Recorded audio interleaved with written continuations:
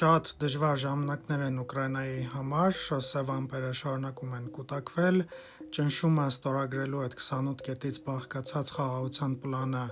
մեծանում է և կարծես թե Ուկրաինան շատ շրջադարձային կետի է հասել։ Բնականաբար այն ինչ-որ առաջարկվում է Ուկրաինային ընդհանրապես ձեռք չի տալիս։ Դատելով ուկրաինական կողմի ռեակցիաներից, իսկապես ԱՄՆ-ն շատ խիստ հստակ ուլտիմատում է դրել Ուկրաինայի առաջ։ Զելենսկին 10 րոպեանոց ելույթ է ունեցել, դիմել է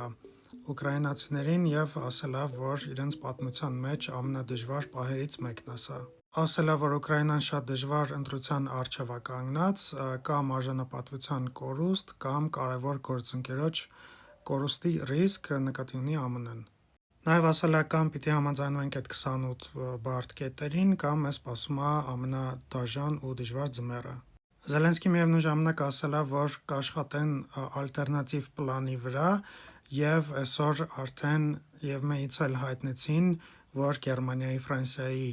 և ԵՄ-ի լիդերները աշխատում են ալտերնատիվ պլանի վրա և ուզում են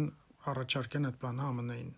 Ռուսական կողմից զարգացումները մեկնաբանել է Դմիտրի Պեսկովը և ասել է, որ Ռուսաստանը բաց է խաղաղության բանակցություններին, բայց դեռ օֆիցիալ չեն ստացել ԱՄՆ-ից այս 28 կետից բաղկացած պլանը։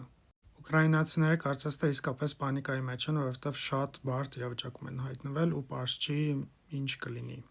Բաժանորդագրվեք, լայքեք, տարածեք, շնորհակալություն։